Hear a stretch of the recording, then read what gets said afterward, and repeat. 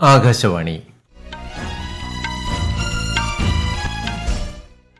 നമസ്കാരം. വാർത്തകൾ വായിക്കുന്നത് ഉദയൻ കിളിയന്നൂർ.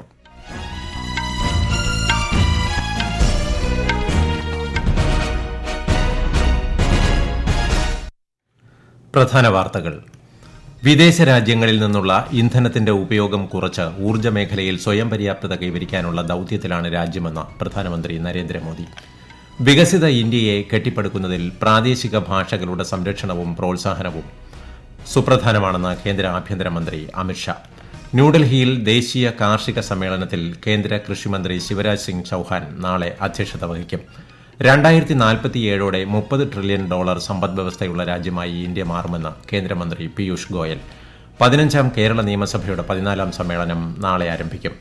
ഏഷ്യാകപ്പ് പുരുഷ ക്രിക്കറ്റിൽ ഇന്ത്യ പാകിസ്ഥാൻ പോരാട്ടം അല്പസമയത്തിനകം. വനിതാ ഏകദിന ക്രിക്കറ്റിൽ ഇന്ത്യയ്ക്കെതിരെ ഓസ്ട്രേലിയയ്ക്ക് 282 റൺസ് വിജയലക്ഷ്യം. വാർത്തകൾ വിശദമായി. വിദേശ രാജ്യങ്ങളിൽ നിന്നുള്ള ഇന്ധനങ്ങളെ ആശ്രയിക്കുന്നത് ലഘൂകരിച്ച് ഊർജ്ജ മേഖലയിൽ സ്വയം പര്യാപ്തത കൈവരിക്കുക എന്ന ദൌത്യത്തിലാണ് രാജ്യമെന്ന് പ്രധാനമന്ത്രി നരേന്ദ്രമോദി. അസമിൽ ബയോ എഥനോൾ പ്ലാന്റ് ഉദ്ഘാടനം ചെയ്ത ശേഷം പൊതുസമ്മേളനത്തെ അഭിസംബോധന ചെയ്യുകയായിരുന്നു അദ്ദേഹം. ഊർജ്ജ മേഖലയെ ശക്തിപ്പെടുത്തുന്നതിനൊപ്പം സ്വയം പര്യാപ്തമാക്കുക എന്ന ലക്ഷ്യത്തിലേക്കുള്ള പ്രധാന ചുവടുവയ്പ്പാണ് ഈ പദ്ധതിയെന്ന് പ്രധാനമന്ത്രി പറഞ്ഞു. भारत अपनी ऊर्जा जरूरतों के लिए आत्मनिर्भर बनने की राह पर चल पड़ा है. एक दशक पहले भारत सोलर पावर के मामले में बहुत पीछे था, लेकिन आज सोलर पावर के मामले में भारत दुनिया के टॉप 5 देशों में आ गया. രാജ്യത്തെ ആദ്യ മുള അധിഷ്ഠിത ബയോ റിഫൈനറി അസമിലെ ഗോലാഘട്ടിൽ ഉദ്ഘാടനം ചെയ്ത ശേഷം പോളി പ്രോപ്പലിൻ യൂണിറ്റിനും അദ്ദേഹം തറക്കല്ലിട്ടു. ഇന്ന് രാവിലെ പ്രധാനമന്ത്രി നരേന്ദ്രമോദി അസമിൽ 18,530 കോടിയിലധികം രൂപയുടെ അടിസ്ഥാന സൌകര്യ വികസന പദ്ധതികളുടെ ഉദ്ഘാടനവും തറക്കല്ലിടലും നിർവഹിച്ചു. വികസിത ഇന്ത്യയെ കെട്ടിപ്പടുക്കുന്നതിൽ വടക്ക് കിഴക്കൻ മേഖലയ്ക്ക് വളരെ വലിയ പങ്കുണ്ടെന്നും ഈ മേഖലയിലെ കണക്ടിവിറ്റിയിൽ സർക്കാർ വളരെയധികം ശ്രദ്ധ കേന്ദ്രീകരിക്കുന്നുണ്ടെന്നും പ്രധാനമന്ത്രി പറഞ്ഞു. വികസിത ഇന്ത്യയുടെ നിർമ്മാണത്തിൽ പ്രാദേശിക ഭാഷകളുടെ സംരക്ഷണവും പ്രോത്സാഹനവും സുപ്രധാനമാണെന്ന് കേന്ദ്ര ആഭ്യന്തരമന്ത്രി അമിത്ഷാ. ഗുജറാത്തിലെ ഗാന്ധിനഗറിൽ ഹിന്ദി ദിനവും 5ാമത് അഖിലേന്ത്യാ രാജ്ഭാഷാ സമ്മേളനവും ഉദ്ഘാടനം ചെയ്ത് സംസാരിക്കുകയായിരുന്നു അദ്ദേഹം. ഹിന്ദിയെ പിന്തുണയ്ക്കുന്നതിനൊപ്പം മാതൃഭാഷയെ ബഹുമാനിക്കണമെന്നും കേന്ദ്രമന്ത്രി പറഞ്ഞു. സമ്മേളനത്തിൽ വിവിധ കേന്ദ്ര സർക്കാർ വകുപ്പുകളിൽ നിന്നുള്ള 7000-ലധികം ഉദ്യോഗസ്ഥർ പങ്കെടുത്തു. കേന്ദ്ര കൃഷിമന്ത്രി ശിവരാജ് സിംഗ് ചൌഹാൻ നാളെ ന്യൂഡൽഹിയിൽ നടക്കുന്ന ദേശീയ കാർഷിക സമ്മേളനം റാബി അഭിയാൻ 2025 അധ്യക്ഷത വഹിക്കും.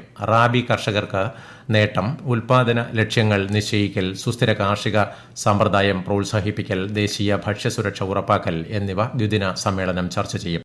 രാജ്യത്ത് ഉടനീളമുള്ള കാർഷിക വിദഗ്ധർ, ശാസ്ത്രജ്ഞർ, നയരൂപകർത്താക്കൾ, വിവിധ സംസ്ഥാന സർക്കാർ പ്രതിനിധികൾ തുടങ്ങിയവർ സമ്മേളനത്തിൽ പങ്കെടുക്കും. 2047ഓടെ $30 ട്രില്യൺ സമ്പദ്വ്യവസ്ഥയുള്ള രാജ്യമായി ഇന്ത്യ മാറുമെന്ന് കേന്ദ്രമന്ത്രി പീയൂഷ് ഗോയൽ. ന്യൂഡൽഹിയിൽ സ്വകാര്യ മാധ്യമ സ്ഥാപനത്തിന്റെ വാർഷിക കോൺക്ലേവിൽ സംസാരിക്കുകയായിരുന്നു അദ്ദേഹം. പണപ്പെരുപ്പം നിയന്ത്രണത്തിലാണെന്ന് വ്യക്തമാക്കിയ ശ്രീ പീയൂഷ് ഗോയൽ വില നിയന്ത്രണത്തിനാണ് 2014 അധികാരത്തിലെത്തിയപ്പോൾ സർക്കാർ മുൻഗണന നൽകിയതെന്നും പറഞ്ഞു.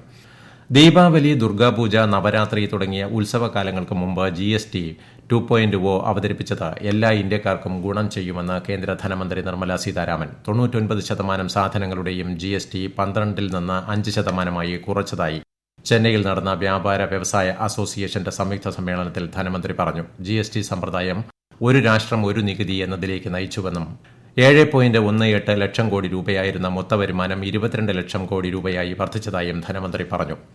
രാജ്യരക്ഷാമന്ത്രി രാജ്നാഥ് സിംഗിന്റെ 2 ദിവസത്തെ കൊൽക്കത്ത സന്ദർശനം നാളെ മുതൽ. പ്രധാനമന്ത്രി നരേന്ദ്രമോദി ഉദ്ഘാടനം ചെയ്യുന്ന സംയുക്ത കമാൻഡർമാരുടെ സമ്മേളനത്തിൽ അദ്ദേഹം പങ്കെടുക്കും.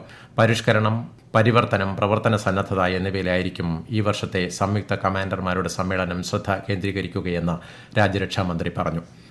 15ാം കേരള നിയമസഭയുടെ 14ാം സമ്മേളനത്തിന് നാളെ തുടക്കമാകും. അന്തരിച്ച മുൻ മുഖ്യമന്ത്രി VS അച്യുതാനന്ദൻ, വാഴൂർ സോമൻ MLA എന്നിവർക്ക് അനുശോചനം അർപ്പിച്ച് ആദ്യ ദിനം സഭ പിരിയും. അടുത്ത മാസം 10 വരെ നീളുന്ന സമ്മേളന കാലയളവിൽ 12 ദിവസമാണ് സഭ ചേരുക. 2024-25 സാമ്പത്തിക വർഷത്തിലെ ആദായ നികുതി റിട്ടേണുകൾ സമർപ്പിക്കാനുള്ള സമയപരിധി നാളെ അവസാനിക്കും. വൈകിയുള്ള നികുതി സമർപ്പണത്തിന് പിഴയും പലിശയും ഈടാക്കും. ഈ വാർത്തകൾ ആകാശവാണിയിൽ നിന്ന്. ആകാശവാണി വാർത്തകളും വാർത്താ അധിഷ്ഠിത പരിപാടികളും All India Radio News Thiruvananthapuram YouTube ചാനലിലും at All India Radio News Thiruvananthapuram Facebook പേജിലും AIR ന്യൂസ് _തിരുവനന്തപുരം ഇൻസ്റ്റഗ്രാം അക്കൌണ്ടിലും at AIR news _TVM X ഹാൻഡിലും ലഭ്യമാണ്.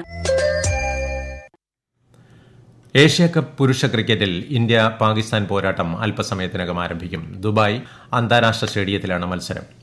ഇന്ത്യയ്ക്കെതിരായ വനിതാ ഏകദിന ക്രിക്കറ്റ് പരമ്പരയിലെ ആദ്യ മത്സരത്തിൽ ഓസ്ട്രേലിയയ്ക്ക് 282 റൺസ് വിജയലക്ഷ്യം. ന്യൂ ചണ്ഡിഗഡിൽ നടക്കുന്ന മത്സരത്തിൽ ആദ്യം ബാറ്റ് ചെയ്ത ഇന്ത്യ 7 വിക്കറ്റിന് 281 റൺസ് എടുത്തു. മറുപടി ബാറ്റിംഗിൽ ഒടുവിൽ റിപ്പോർട്ട് ലഭിക്കുമ്പോൾ ഓസ്ട്രേലിയ 26.5 ഓവറിൽ 2 വിക്കറ്റ് നഷ്ടത്തിൽ 166 റൺസ് എടുത്തിട്ടുണ്ട്. ലിവർപൂളിൽ നടക്കുന്ന ലോക ബോക്സിംഗ് ചാമ്പ്യൻഷിപ്പിൽ വനിതകളുടെ 48 കിലോ വിഭാഗത്തിൽ ഇന്ത്യയുടെ മീനാക്ഷി ഹൂഡയ്ക്ക് സ്വർണം. കസാഖിസ്ഥാൻ താരം നസിം കസായിബയെയാണ് മീനാക്ഷി തോൽപ്പിച്ചത്. ചാമ്പ്യൻഷിപ്പിൽ ഇന്ത്യയുടെ 2ാം സ്വർണമാണിത്. പുരുഷന്മാർക്കൊപ്പം സ്ത്രീകളുടെയും തുല്യ പങ്കാളിത്തം ഉറപ്പാക്കി മാത്രമേ രാജ്യപുരോഗതി സാധ്യമാവുകയുള്ളൂവെന്ന് ലോക്സഭാ സ്പീക്കർ ഓം ബിർള. പാർലമെന്റ്, നിയമസഭകൾ എന്നിവിടങ്ങളിലെ സ്ത്രീ ശാക്തീകരണ സമിതിയുടെ 2 ദിവസത്തെ ദേശീയ സമ്മേളനം ആന്ധ്രാപ്രദേശിലെ തിരുപ്പതിയിൽ ഉദ്ഘാടനം ചെയ്യുകയായിരുന്നു അദ്ദേഹം. समय समय पर हर राज्य सरकारों ने, केंद्र सरकारों ने समग्र नीतियां बनाई, योजनाएं बनाई, विधायी अधिकार दिए, संवैधानिक अधिकार दिए. विधानसभा, लोकसभा के अंदर भी 33% देश की नीतियों के अंदर, योजनाओं में, कानून बनाने में महिलाओं की भागीदारी हो. ये भारत देश एक ऐसा देश होगा जहां पंचायत से लेकर संसद तक महिलाओं को उनके हिस्से की भागीदारी मिलेगी. അസമിലെ വടക്ക് കിഴക്കൻ പ്രദേശങ്ങളിൽ ഭൂചലനം. റിക്ടർ സ്കെയിലിൽ 5.9 തീവ്രത രേഖപ്പെടുത്തിയ ഭൂചലനത്തിന്റെ പ്രഭവ കേന്ദ്രം ഉദൽഗുരി ജില്ലയിലാണ്. ആളപായമോ നാശനഷ്ടമോ റിപ്പോർട്ട് ചെയ്തിട്ടില്ല. ഭൂട്ടാൻ, നേപ്പാൾ, ബംഗ്ലാദേശ് എന്നീ അയൽ രാജ്യങ്ങളിലും ഭൂചലനത്തിന്റെ പ്രകമ്പനങ്ങൾ അനുഭവപ്പെട്ടു. 12% നികുതി ചുമത്തിയിരുന്ന കണ്ണടകൾക്കും ലെൻസുകൾക്കും പുതുതലമുറ GST പരിഷ്കാരങ്ങളിലൂടെ നികുതി 5% കുറഞ്ഞു. കാഴ്ച പരിമിതി നേരിടുന്ന വിദ്യാർത്ഥികൾ, പ്രായമായവർ, താഴ്ന്ന വരുമാനമുള്ളവർ എന്നിവർക്ക് ഇത് ആശ്വാസകരമായി. ഈ പരിഷ്കാരങ്ങൾ രാജ്യത്തിന്റെ ആരോഗ്യ സംരക്ഷണ സംവിധാനത്തെ ആകെ ശക്തിപ്പെടുത്തുമെന്നാണ് വിലയിരുത്തൽ. ഉപരാഷ്ട്രപതി CP രാധാകൃഷ്ണന്റെ സെക്രട്ടറിയായി മുൻ IAS ഉദ്യോഗസ്ഥൻ അമിത് ഖരെയെ നിയമിച്ചു. നേരത്തെ വാർത്താവിതരണ പ്രക്ഷേപണ വകുപ്പ് സെക്രട്ടറിയായിരുന്നു അദ്ദേഹം. 18ാമത് ഇൻക്ലൂഷൻ ലോക സമ്മേളനത്തിന് നാളെ ദുബായിൽ തുടക്കമാകും. ഭിന്നശേഷിക്കാരുടെ അവകാശങ്ങളെക്കുറിച്ചുള്ള UN കൺവെൻഷൻ പോലുള്ള ആഗോള നേട്ടങ്ങൾ സമ്മേളനം ചർച്ച ചെയ്യും. ഷാർജ എക്സ്പോ സെന്ററിലാണ് 3 ദിവസത്തെ പരിപാടി സംഘടിപ്പിച്ചിരിക്കുന്നത്. ഷാർജ ഭരണാധികാരി ഷെയ്ഖ് സുൽത്താൻ ബിൻ മുഹമ്മദ് അൽ ഖ്വൈസി ഉദ്ഘാടനം ചെയ്യും. 74 രാജ്യങ്ങളിൽ നിന്നുള്ള 850-ലേറെ പ്രതിനിധികൾ പങ്കെടുക്കും.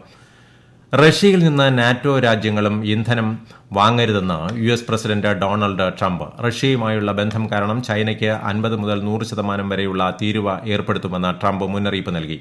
അതേസമയം ഈ പ്രഖ്യാപനത്തെ ശക്തമായി വിമർശിച്ച് ചൈന രംഗത്തുവന്നു. യുദ്ധങ്ങൾ പ്രശ്നങ്ങൾക്ക് പരിഹാരമല്ലെന്നും ഉപരോധങ്ങൾ പ്രശ്നങ്ങൾ കൂടുതൽ സങ്കീർണമാക്കുമെന്നും ചൈനീസ് വിദേശകാര്യമന്ത്രി പറഞ്ഞു. പഞ്ചാബിലെ വെള്ളപ്പൊക്ക ദുരിതബാധിതർക്ക് ഒപ്പമാണ് സർക്കാരെന്ന് കേന്ദ്ര വാർത്താവിതരണ പ്രക്ഷേപണ സഹമന്ത്രി എൽ മുരുകൻ. 2 ദിവസത്തെ സന്ദർശനത്തിനായി പഞ്ചാബിലെത്തിയതാണ് അദ്ദേഹം. അനധികൃത ഖനന പ്രവർത്തനങ്ങളാണ് വെള്ളപ്പൊക്കത്തിന് കാരണമെന്നും ശ്രീ എൽ മുരുകൻ പറഞ്ഞു. സംസ്ഥാന സർക്കാരുമായി ചേർന്ന് ആവശ്യമായ എല്ലാ സഹായവും കേന്ദ്ര സർക്കാർ ലഭ്യമാക്കുകയാണെന്നും അദ്ദേഹം അറിയിച്ചു. എയർ കണ്ടീഷണറുകൾ, LED-കൾ എന്നിവ ഉൾപ്പെടെയുള്ളവയുടെ ഉൽപ്പാദനത്തിന് അനുകൂല അധിഷ്ഠിത ഉൽപ്പാദന പദ്ധതിയിലേക്കുള്ള അപേക്ഷ സമർപ്പിക്കാനുള്ള പോർട്ടൽ നാളെ മുതൽ വീണ്ടും തുറന്നു നൽകും. കേന്ദ്ര വാണിജ്യ മന്ത്രാലയത്തിന്റെ ഈ പോർട്ടൽ 30 ദിവസത്തേക്കാണ് തുറക്കുന്നത്. അടുത്ത മാസം 14 വരെ അപേക്ഷ സമർപ്പിക്കാവുന്നതാണ്. കേരളത്തിൽ വീണ്ടും അമീബിക് മസ്തിഷ്ക ജ്വരം റിപ്പോർട്ട് ചെയ്ത സാഹചര്യത്തിൽ ജാഗ്രത ശക്തമാക്കി ആരോഗ്യവകുപ്പ്. രോഗം ബാധിച്ച 17-കാരൻ തിരുവനന്തപുരം മെഡിക്കൽ കോളേജിൽ ചികിത്സയിലാണ്. കുട്ടി കുളിക്കാനിറങ്ങിയ ആക്കുളം ടൂറിസ്റ്റ് വില്ലേജിലെ നീന്തൽക്കുളം പൂട്ടി വെള്ളത്തിന്റെ സാമ്പിൾ പരിശോധനയ്ക്ക് അയച്ചു. പ്രധാന വാർത്തകൾ വീണ്ടും. വിദേശ രാജ്യങ്ങളിൽ നിന്നുള്ള ഇന്ധനത്തിന്റെ ഉപയോഗം കുറച്ച് ഊർജ്ജമേഖലയിൽ സ്വയം പര്യാപ്തത കൈവരിക്കാനുള്ള ദൌത്യത്തിലാണ് രാജ്യമെന്ന് പ്രധാനമന്ത്രി നരേന്ദ്രമോദി. വികസിത ഇന്ത്യയെ കെട്ടിപ്പടുക്കുന്നതിൽ പ്രാദേശിക ഭാഷകളുടെ സംരക്ഷണവും പ്രോത്സാഹനവും സുപ്രധാനമാണെന്ന് കേന്ദ്ര ആഭ്യന്തരമന്ത്രി അമിത്ഷാ. ന്യൂഡൽഹിയിൽ ദേശീയ കാർഷിക സമ്മേളനത്തിൽ കേന്ദ്ര കൃഷിമന്ത്രി ശിവരാജ് സിംഗ് ചൌഹാൻ നാളെ അധ്യക്ഷത വഹിക്കും. 2047ഓടെ $30 ട്രില്യൺ സമ്പദ്വ്യവസ്ഥയുള്ള രാജ്യമായി ഇന്ത്യ മാറുമെന്ന് കേന്ദ്രമന്ത്രി പീയൂഷ് ഗോയൽ. 15ാം കേരള നിയമസഭയുടെ 14ാം സമ്മേളനം നാളെ ആരംഭിക്കും. ഏഷ്യാകപ്പ് പുരുഷ ക്രിക്കറ്റിൽ ഇന്ത്യ പാകിസ്ഥാൻ പോരാട്ടം അല്പസമയത്തിനകം. വനിതാ ഏകദിന ക്രിക്കറ്റിൽ ഇന്ത്യയ്ക്കെതിരെ ഓസ്ട്രേലിയയ്ക്ക് 282 റൺസ് വിജയലക്ഷ്യം. വാർത്തകൾ കഴിഞ്ഞു. അടുത്ത വാർത്താ പ്രക്ഷേപണം 8:35.